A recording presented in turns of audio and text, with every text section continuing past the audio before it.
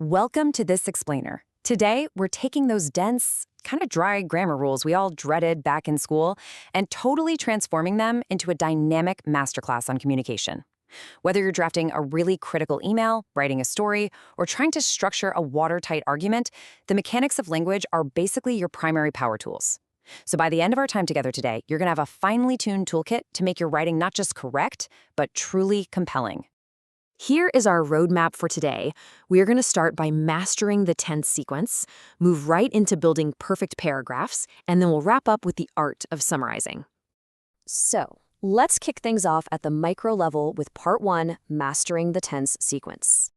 To really understand the gears turning inside a sentence, we've got to nail down our foundational terms first, the principal clause and the subordinate clause.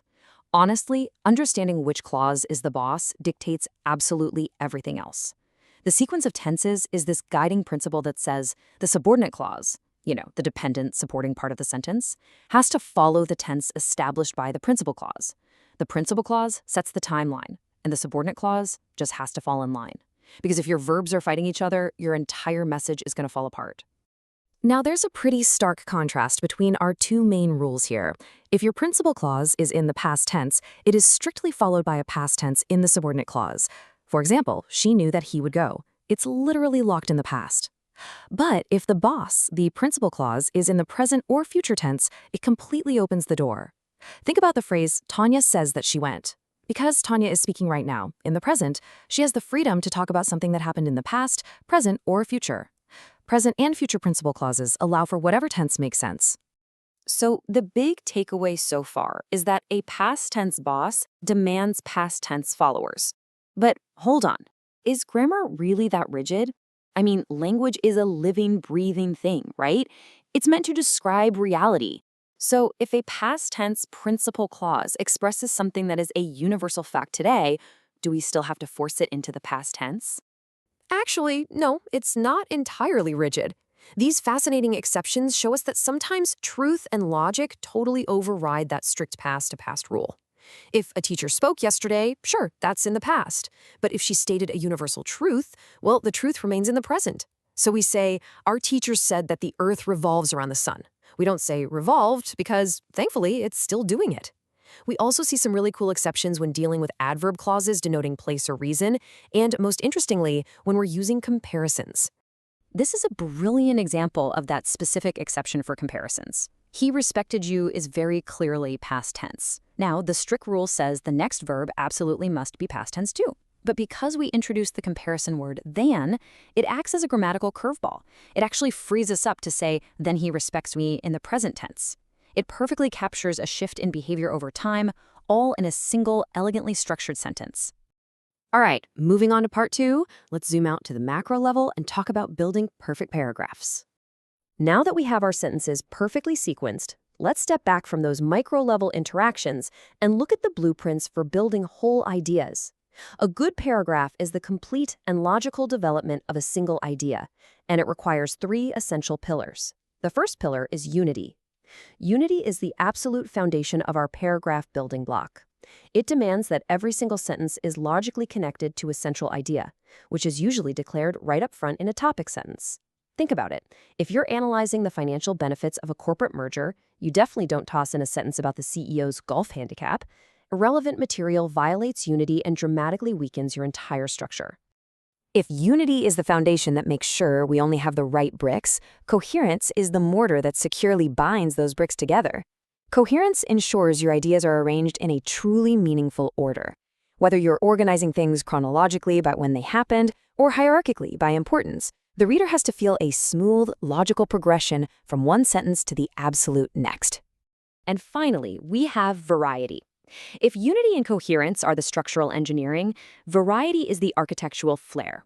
A paragraph can be completely unified and coherent, but if every single sentence is structured the exact same way, you are literally going to hypnotize your reader into total boredom.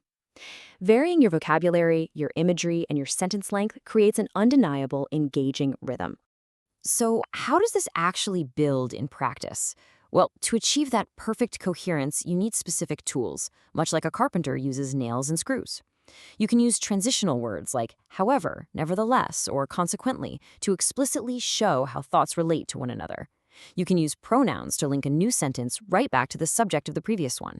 And you can carefully repeat specific ideas or keywords to create a continuous thread that the reader's mind can easily follow.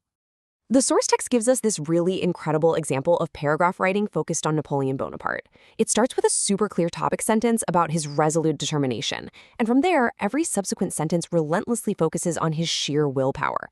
It talks about how imbecile rulers went down before him, how he tossed aside physical exhaustion, and how he flat out refused to accept the word impossible. It perfectly demonstrates unity because nothing distracts from his determination, and coherence, linking his core beliefs directly to his historical actions.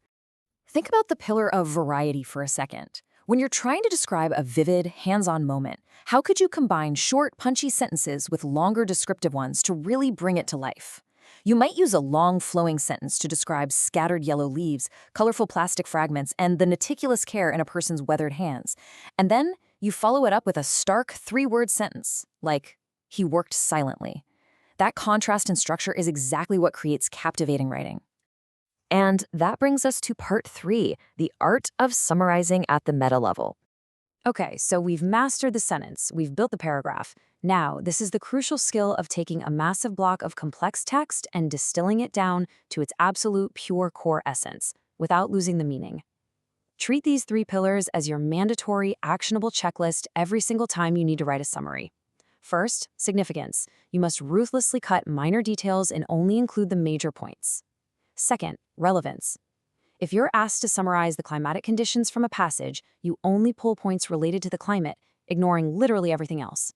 And third, accuracy. This is where most people fail. A summary is a mirror, not a painting. You cannot change what the original author said, and you absolutely must resist the temptation to show off and add your own outside knowledge.